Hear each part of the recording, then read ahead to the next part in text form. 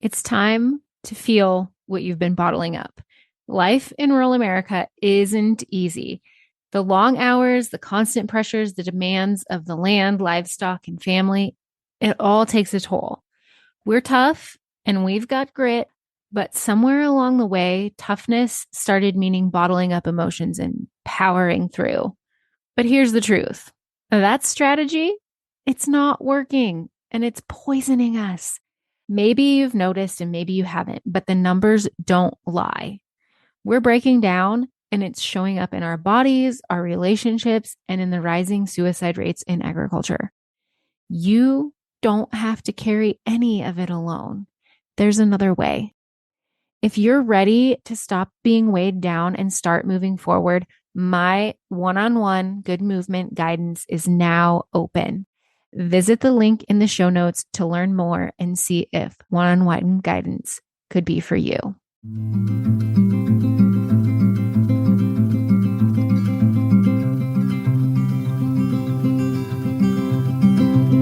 I'll carry you, you carry me, we'll help each other through it. Come on and say good movement draws good movement. Welcome to Good Movement Draws Good Movement, the podcast where farmers, ranchers, and rural folks can grow relationally through awareness, understanding, and effective communication. Hey, it's T. I'm your host, and I, along with my guests, will be covering topics related to drawing good movement. Things like self and social awareness, brain science, positive psychology, extending grace, and so much more. We'll share tools that can help you understand why you are the way you are, why others are the way they are, and how you can use that to step out of self-told lies with grace and compassion to draw good movement in conversations, relationships, and life in rural America. Let's go draw good movement. Welcome back to the Good Movement Draws Good Movement podcast. Today, I'm talking about something that's been on my mind lately. I'm talking about the stories we tell ourselves and what we can do to tell some better stories. Remember back in episode 7, when I repeated what Suzanne Stabile said about how we don't know how to hold mystery? Well, it's true. We don't know how to hold mystery. Our minds don't like mystery or ambiguity. We want answers. We like closure and things wrapped up in a neat little box with a pretty little bow. We want things to make sense. So when there is mystery or ambiguity, we fill in the blanks. And our brains are really good at blank filling and detail creation. Our brains are so good at this that the stories are completely plausible and make a whole lot of sense. And as a result, we believe them. This is especially true, it seems, when it comes to our relationships. The problem is that as plausible and sensible as they may seem, these stories are still just mad libs of our mind. And because we tend to err on the side of worst case scenario kind of stuff when we're filling in the blanks, it can wreak havoc on our mental and emotional well-being, not to mention our communication and relationships in general. Using myself as an example, as a person who's a type 9 on the Enneagram and very conflict averse, when someone texts me something like, "We need to talk," or "call me when you can," I start filling in the blanks with ways I may have upset the person on the other end of the text. I can easily weave a story of what I've done, how that person will never be able to forgive me, and that this text is the beginning of the end of our relationship. And because I'm so good at filling in those blanks, I believe my mind's Mad Lib and work myself up into a stress-induced sweat, only to find out that they just wanted to share something exciting or present an opportunity and wanted to talk rather than text. This is a generic example, but a common story that I tell myself. A more specific and recent example can be found in that time I'd committed to going to a conference with one of my very closest friends, Michaela, and it was a conference that she was speaking at. But I had to back out because of an opportunity I'd been given that I wasn't sure would come around again. But before I'd worked up the nerve to tell her what was up, I'd weaved an elaborate story of how it would probably be the last time I'd talk with her because of how upset she'd be with me for being a bad friend and skipping out on our girls' weekend and seeing her speak on stage. It was quite the story, and a scary one at that. I had myself scared absolutely spitless to talk to her because of my fear of causing conflict between us and losing connection with her. I am not lying when I tell you that I legit had a stomach ache and felt like I might vom before that conversation. But when we talked, she was so gracious and supportive. I mean, she was sad I wasn't going to the conference. So was I. I still wish there was a way that I could have been two places at once. But at the end of the day, she was happy for me and the opportunity I'd been given. In fact, the first thing that she said after I'd nervously and tearfully told her what was up was, "Oh, thank goodness. I thought you were going to tell me you weren't able to go on our ski trip this spring."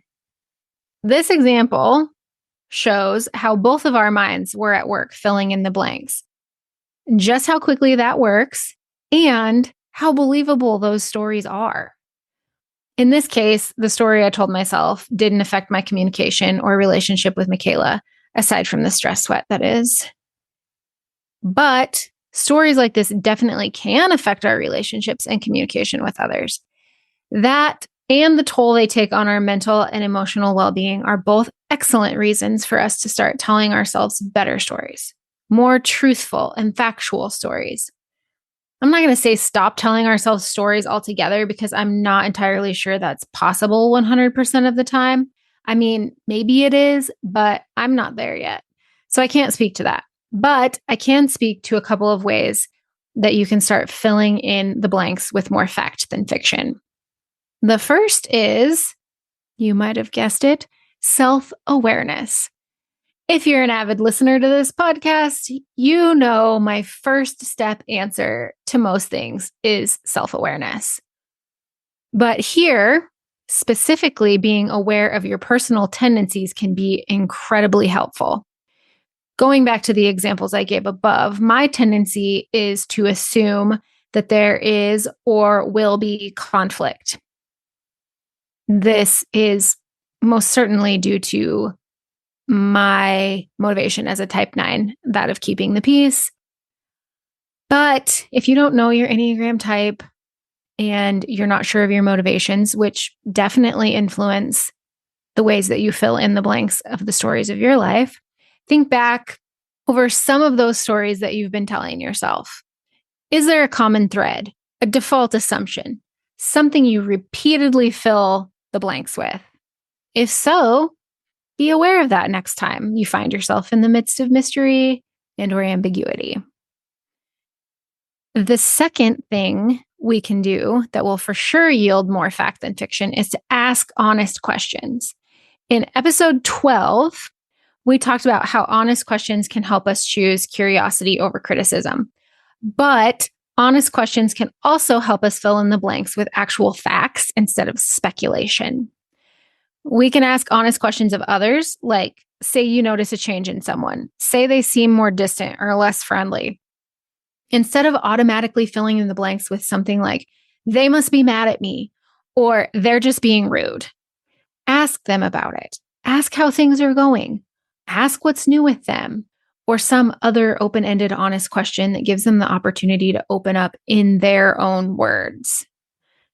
It might turn out that you were right and they are mad, but now you've opened the door to connect, have a conversation about it, and maybe help them fill in their blanks in the mad lib of their mind with facts as well. And if it isn't possible to ask the other person, or maybe there isn't another person involved, you can always ask yourself honest questions. Ask things like, what's happened in my past that might be leading me to draw this conclusion? What else could be true? These questions not only help you tell yourself a better story, they can also help you better hold mystery and accept ambiguity, which is something that we all could stand to be a little bit better at. If you listen to this episode and found yourself nodding along with anything from how you fill in the blanks to the stress sweat and mental and emotional distress of the stories you craft for yourself. Or if you're feeling emotionally tapped, struggling to navigate your relationships, and overwhelmed by communication challenges, I've got something I want to tell you about, something I've been working on, and I'm really excited to let out into the world. That is the Good Movement Collective. The Good Movement Collective is a 6-month group coaching program designed for rural women who are ready to clearly and confidently communicate so that they can eliminate overwhelm and experience joy in their relationships. Visit the link in the show notes to join the waitlist, where you'll get more information and you will be first in line when the doors open. Until next time, draw good movement. Thanks so much for tuning in. I'm so grateful for you. If you found value in this episode, I'd love for you to share with others who might also benefit from tuning in. Share by word of mouth, send it in a text, take a screenshot and post it on social media, or share however you prefer. And if you haven't already, hit the follow or subscribe button so you never miss an episode. Until next time, draw good movement.